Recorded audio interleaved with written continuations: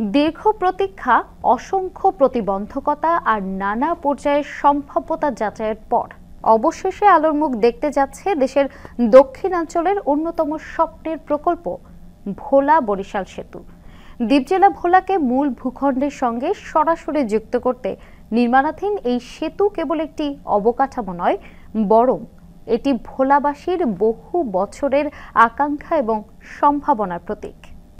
দীর্ঘ প্রতীক্ষা, অসংখ্য প্রতিবন্ধকতা আর নানা পর্যায়ের সম্ভাব্যতা যাচাইয়ের পর অবশেষে আলোর মুখ দেখতে যাচ্ছে দেশের দক্ষিণাঞ্চলের অন্যতম স্বপ্নের প্রকল্প ভোলা বরিশাল সেতু। দ্বীপ জেলা ভোলাকে মূল ভূখণ্ডের সঙ্গে সরাসরি যুক্ত করতে নির্মাণাধীন এই সেতু কেবল একটি অবকাঠামো নয়, বরং এটি ভোলাবাসীর বহু বছরের আকাঙ্ক্ষা এবং সম্ভাবনার প্রতীক। তেঁতুলিয়া ও কালাবদর নদীর উপর নির্মিতব্য এই মূল সেতুর দৈর্ঘ্য হবে প্রায় 10.87 কিলোমিটার, যার দুই পাশে নির্মাণ হবে আরও দুটি চরের উপর 4 লেন বিশিষ্ট সংযোগ সড়ক। পুরো প্রকল্পের মোট দৈর্ঘ্য দাঁড়াবে 16.36 কিলোমিটার। দুই প্রান্তে টোল আদায়ের জন্য থাকবে 7টি করে কাউন্টার, যা সেতু ব্যবস্থাপনাকে করবে আরও কার্যকর। ভোলা বরিশাল সেতুর সম্ভাব্যতা যাচাই করা হয়েছিল 2020 ও 2023 সালে। সব কাজ শেষ হয় 2024 সালের জুনে। তখনই আশা করা হয়েছিল নির্মাণ কাজ শুরু হবে, কিন্তু বাস্তবে তা আর আলোর মুখ দেখেনি।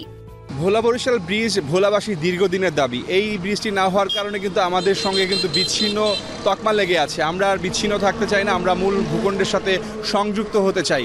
আমাদের এইখানকার যে গ্যাস, এখানকার কৃষি, এখানকার সকল পণ্য যেহেতু রাজধানীতে যেতে সময় লাগে এবং সেই সময়টি যেন আরও কম লাগে, রাজধানীতে যেন আমাদের এখানকার অর্থনীতির ক্ষেত্রে আমাদের ভূমিকা রাখতে পারে, সেই জন্য হলো আমরা এই ভোলা বরিশাল ব্রিজটি এখন আমাদের কাছে সময়ের দাবি। আমরা মনে করি বিগত সরকারও আমাদের ভোলাবাসীদেরকে আশ্বাস দিয়েছে ভোলা বরিশাল সেতুর বাস্তবায়ন রূপ হবে, কিন্তু আমরা বাস্তবে তার কিছুই দেখি না। আমরা ভোলাবাসী আর আশ্বাসে আর বিশ্বাসী নই। আমরা চাই এই ভোলা বরিশাল সেতুর দ্রুত বাস্তবায়ন হোক। আমাদের এই ভোলা বরিশাল যদি আমাদের সেতু হয়, মনে করেন যে আমরা এখন আইসা যখন আমরা বসে থাকি, তখন আর বসে থাকা লাগবে না, তখন আমরা অল্প সময়ের ভিতরে আমরা যাতায়াত করতে পারবো। পদ্মা সেতু দক্ষিণাঞ্চলের মানুষের জন্য যেমন আশীর্বাদ হিসেবে এসেছে, তেমনি আর সুফল থেকে বঞ্চিত হয়েছে ভোলাবাসী। যদিও বলা হয় পদ্মা সেতু 21 জেলা উপকৃত করবে, বাস্তবে ভোলা থেকে সেই সুফলের ছোঁয়া পর্যন্ত পায়নি। যোগাযোগ বিচ্ছিন্ন ভোলার মানুষ আজও ফেরির উপর নির্ভরশীল।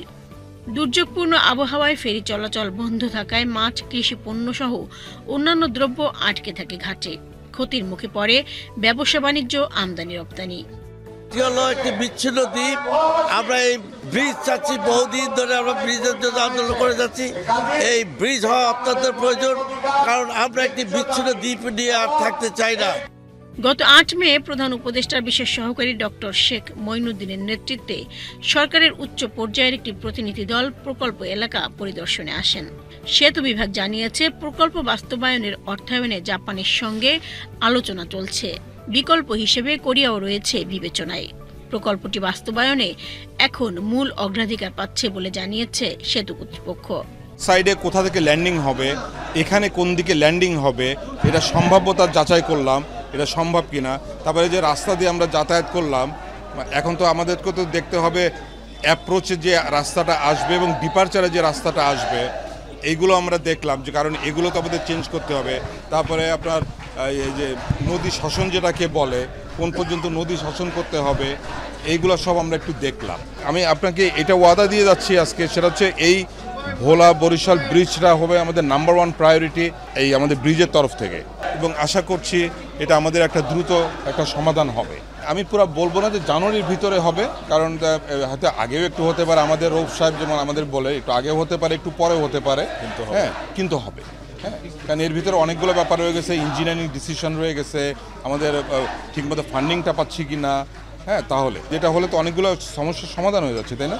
সেটা হচ্ছে যে আপনাদের স্বাস্থ্যের ব্যাপার, তারপরে পড়াশোনার ব্যাপার, তারপরে তো ট্যুরিজমটা, ইন্ডাস্ট্রিটা গ্রো করবে যেই মাত্র একটা ব্রিজ হয়ে যাবে।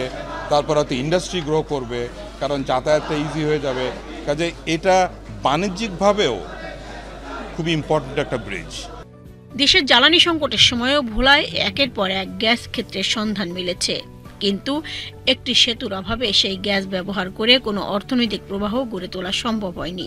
সেতুটি নির্মিত হলে ভোলায় শিল্পাঞ্চল গড়ে তোলার সুযোগ তৈরি হবে, যা দক্ষিণ পূর্বাঞ্চলের অর্থনীতিকে এক নতুন গতিপথে নিয়ে যেতে পারে।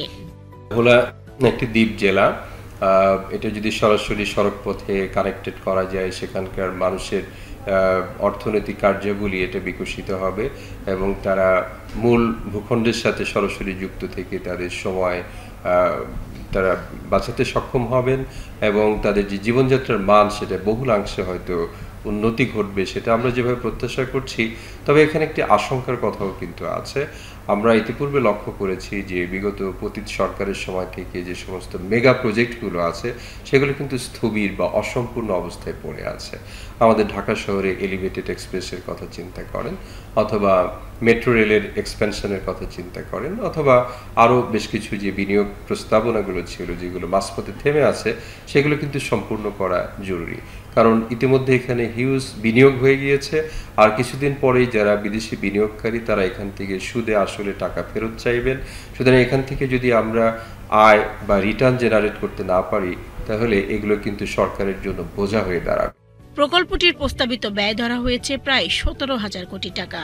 8 বছর মেয়াদী এ প্রকল্পের নির্মাণ কাজ 2026 সালের জানুয়ারি থেকে শুরু হওয়ার কথা রয়েছে। ভোলা বরিশাল সেতু কেবল একটি অবকাঠামোগত উন্নয়ন নয়, এটি ভোলাবাসীর দীর্ঘদিনের প্রত্যাশা ও অধিকার। এই সেতু নির্মিত হলে শিক্ষা, স্বাস্থ্যসেবা, শিল্প, ব্যবসা বাণিজ্য, এমনকি দুর্যোগকালীন ব্যবস্থাপনাতেও ভোলা একটি শক্ত অবস্থান তৈরি করতে পারবে। সরকার ও সংশ্লিষ্ট কর্তৃপক্ষের একান্ত প্রচেষ্টায় এই স্বপ্ন বাস্তবায়িত হলে দেশের মানচিত্রে নতুন সম্ভাবনার দুয়ার খুলবে।